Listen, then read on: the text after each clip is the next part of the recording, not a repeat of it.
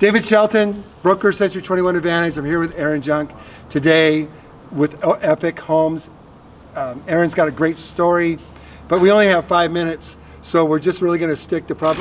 You smell good too. That's great. Hey, and we're going to learn a little bit more about why Aaron would take the risk of building these extraordinary homes in an ordinary neighborhood. Sure. And then the response has been phenomenal, hasn't it? Yeah. Tell us a little bit about yourself, Aaron. You grew up around here in South Dakota? Yep, born and raised here in South Dakota. Got my contractor's license back in 2005. Okay, you were 14 then? Yeah, pretty much. Yeah. So did that. Actually, Dad and I are partners on the construction business, and we, just did anything from deck, siding, stuff like that, and started my sister and brother-in-law's house the first time. Now, was it this style? It was they did traditional. Traditional, okay. Yep. And I don't know what was going on in my head.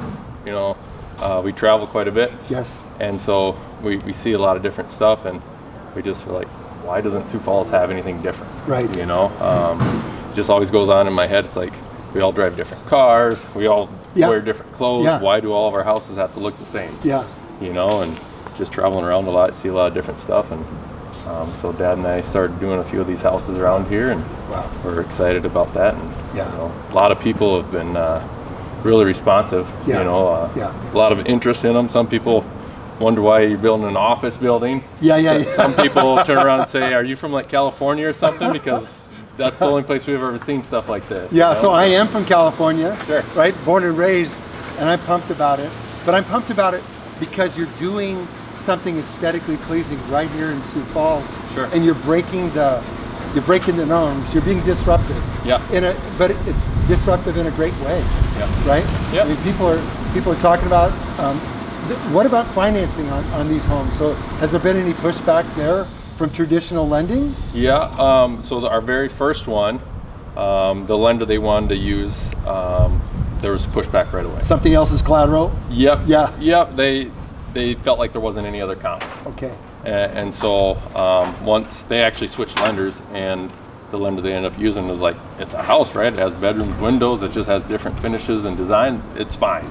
There's people that are willing to finance. Yeah. But yeah, it's just something out of the box, and you get people all the time driving by, stopping in front of it, taking pictures. Yeah. So this is almost a tourist attraction in this neighborhood. Right. Yeah. Right. These three homes together. That's quite amazing. Yeah. So when you're looking at building a home like this, price per square foot over traditional construction, where are you? Are you a little bit higher depending on the finish level inside, or energy efficiency, those kind of things? Yep. Like, are there bullet point answers to those questions that get asked? I'm sure they get asked often. So the big question, everyone's like, what's cost per square foot? Sure. That is just all over the board, to be completely honest with you. Right. This one, for instance, I think we're right at $185 a square foot. Okay. Which the finishes are over the top. They're over the top. I mean, they're insane. Yep. And the one right behind us over here, that one sold a few years ago, and I think that was like $207, $208 a square foot. So the less the square foot, oftentimes, the higher the price per square foot. Correct. Because those things that make it expensive, kitchens, master baths, the crazy things, those are distributed over a smaller number of square feet. Exactly. Yeah. Exactly. Cool. So a lot, I'm sure you see it all the time. A lot of the new construction stuff that I've noticed is around 200 and a little bit over, and that's traditional. Yeah. So it's not necessarily out of the reach, to do something like this for a lot of people. So far, I see 3 slab on grade. Am I right? Actually, this is a 2-story slab on grade. Yep. The one behind us is a ranch with a full basement. Oh wow. Okay. And then the one down the street is multi-level. It has 4 levels. Oh wow. Okay. So my perception was totally wrong. Yeah, sure. That's what happens. So it's just pretty much just showing everyone that anything's possible. Wow. Yeah. So from the foundation up, here's the direction it's in. Yep. So you've got a flat roof, South Dakota flat roofs. Yep. How do you address that so you've got a nice long? Okay. This 5 and 5 is going to go over 5 minutes. It's guaranteed. So that gets asked all the time. Sure. They're like, what are you going to do with the snow? Yep. And all I do is, especially with this one has a rooftop patio, and you can see commercial buildings all over, and it's like, look, it's not uncommon. It's actually a commercial roof. Right. So is it a rubber membrane? A 60 mil EPDM rubber. Okay. Yep. Awesome. Yep. So it's set up and it's loaded, for our environment up here. Yeah. Yep. Awesome. That's good.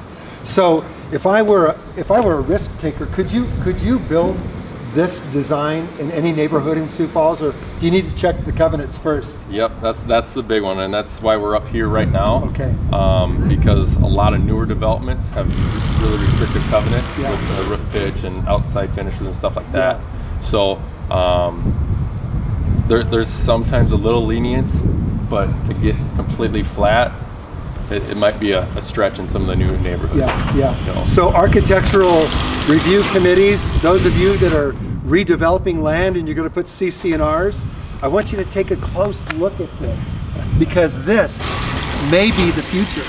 And if you don't include this very tasteful, artistic design that really complements things, you're missing out, and your community will be missing out. We live in an area called Old Orchard, and Old Orchard is everything from $350,000 older ranch-style homes to multi-million-dollar homes that are all over the place with design. Yeah. And so this would fit in Old Orchard, and you could do a mega one of these in Old Orchard and fit right in there. So, and that may happen. That very well may happen. So, just saying. But anyway, so we've had a couple setbacks today. We're getting ready for the big parade of homes. Yep. And that is a major crunch. And yeah. so tomorrow when you drive up here to see it'll be further along than this. Yep. But next week it'll be done. And we want to be back next week if we can, you'd be so gracious. You bet. And walk through this home and just get with Aaron, and you don't see the beads of sweat, Yeah. or smell anything funky because he puts some nice cologne on. But these guys were going through it this morning, and that just shows you what kind of character you've got in a builder. So Aaron has got that not just can do but will do attitude and the ability. If you hire a builder that will tell you anything to get the deal, right? But then afterward, falls short.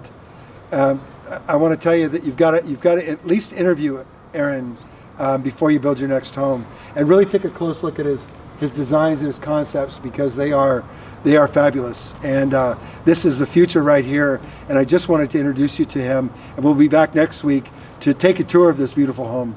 Thanks. This is David Shelton, broker at Century 21 Advantage in Sioux Falls. Be sure to join us every Friday afternoon at 1 p.m. Central Time for our 5 and 5 live broadcast. You'll sure to find great information there. Be sure to invite your friends and family to our 5 and 5 live broadcast every Friday at 1 p.m. Central Time.